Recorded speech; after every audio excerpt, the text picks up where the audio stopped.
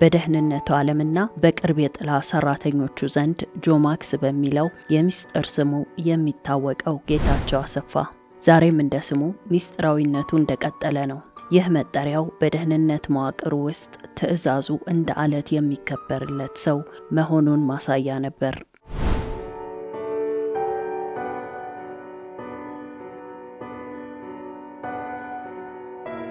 በትጥቅ ትግሉ ወቅት ቸኪ በሚለው የትግል ስማቸው የሚታወቁት ዶክተር ደብረጽዮን ዛሬም በድርጅታቸው ውስጥ ካለው ክፍፍል ጋር እየታገሉ ይገኛሉ። ያኔ በበረሃ ቴክኖሎጂውንና መገናኛውን ሲዘውሩ የነበሩት ቸኪ ዛሬ በመቀለ ስልጣናቸውን ለማስጠበቅ የፖለቲካ ቁማር ውስጥ ናቸው።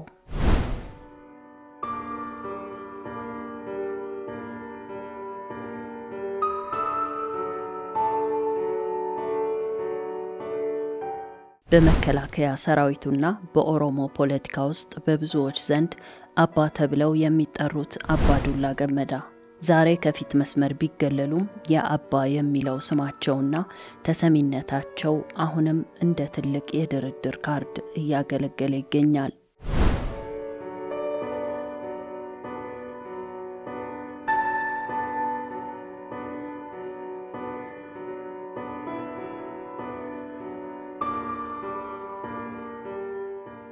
በአንድ ወቅት የኢህአዴግ የብረት ሰው ተብለው የሚጠሩትና የአቶ መለስ ዜናዊ ቀኝ እጅ የነበሩት በረከት ስምዖን ዛሬ የብረት ጥንካሬያቸው ተንዶ በህመምና በዝምታ ውስጥ ተቆልፎባቸዋል።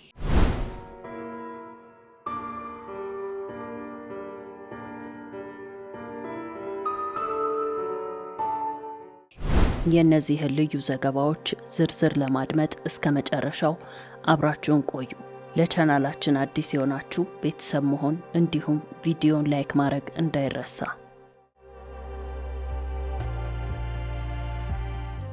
ጌታቸው አሰፋ በህወሓት የትጥቅ ትግል ወቅት በደህንነትና በመረጃ ዘርፍ ውስጥ በዝምታ የሰለጠነ ሰው ነው።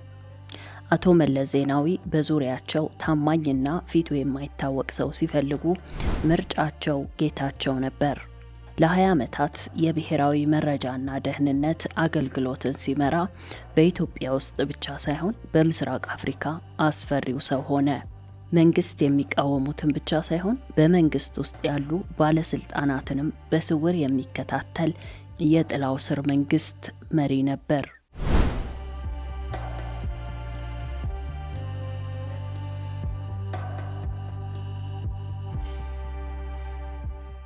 የ2010 ለውጥ ሲመጣ ጌታቸው የመጀመሪያ ኢላማ ቢሆንም በሚስጥር አመለጠ። ዛሬ ላይ ጌታቸው አሰፋ የመቀለ ሚስጥረኛ ተብሎ ይገመታል። በፌዴራል መንግስቱና በትግራይ ኃይሎች መካከል ባለው የሰላም ስምምነት ውስጥ የጌታቸው በዝምታ መቀጠል እንደ አንድ የድርድር ነጥብ ሳይወሰድ አልቀረም ተብሎም ይታመናል።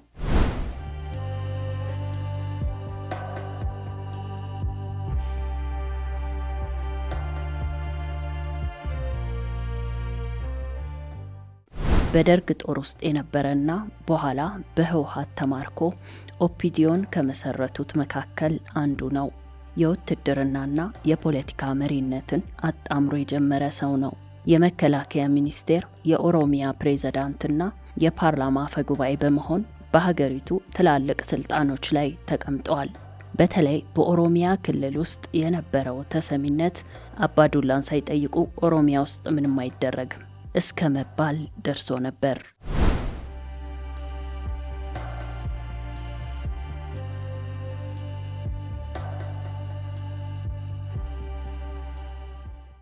በ2010 ክብሬን ለመመለስ ስልጣን ለቅቅ ያለው ብሎ በድንገት ብቅ ቢልም አሁን ግን የፖለቲካ ፀሐይ ጠልቃበታለች። ዛሬ አባዱላ በአዲስ አበባ በከፍተኛ ጥበቃ ውስጥ ይኖራሉ። በወርቅ ሰንሰለት ታስረው በዝምታ ተቀምጠዋል።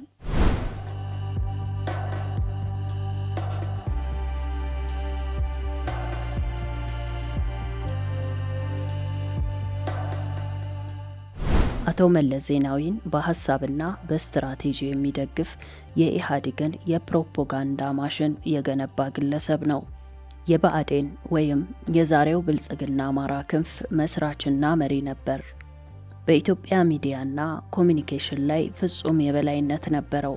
ምርጫ 97ን ተከትሎ የነበረውን ውጥረት በብልሃት በማለፍ የመለስ ዜናዊ ታማኝ ቀኝ እጅ ሆኖ ቆይቷል። ከለውጡ በኋላ በሙስና ተከሶ ወህኒ የወረደ ብቸኛው የመለስ ክበብ አባል ነው። ዛሬ ከስር ቢፈታም ጤናው ተዳክሟል። በፖለቲካ ወዳጆቹም ተረስቷል።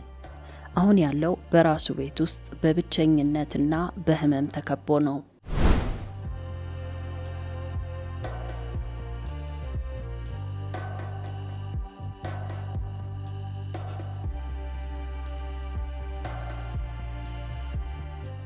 አሁን ላይ በትግራይ ክልል ውስጥ በዶክተር ደብረጽዮንና በአቶ ጌታቸው ረዳ መካከል ያለው ፍጥጫ ዝም ብሎ የስልጣን ሽኩቻ እንዳልሆነም ይታመናል።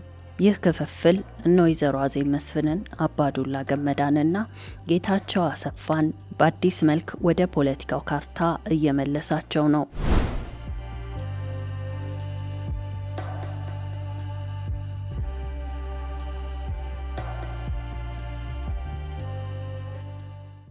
የውስጥ ምንጮች እንደሚጠቁሙት በአዲስ አበባው መንግስትና በመቀለ ባለው የጌታቸው ረዳ አስተዳደር መካከል አዲስ ግንኙነት ተፈጥሯል። በዚህ ትስስር ውስጥ እንደ አባዱላ ገመዳ ያሉ ባለልምድ ሰዎች በሽምግልና ስም የጀርባ ስራቸውን እየሰሩ ይገኛሉ። የነጌታቸው አሰፋ ዝምታ፣ የአዜብ መስፍን በቤተ መንግስቱ ጥላ ስር መቆየትና የአባዱላ ገመዳ በክብር መገለል አንድ ትልቅ ምስል ይፈጥራሉ ሲሉም የውስጥ አዋቂዎች ይተነትናሉ። ይህም ትናንት የተጣሉ ዛሬ ለህልውናቸው ሲሉ በሚስጥር ሊደጋገፉ ይችላሉ የሚለው ነው።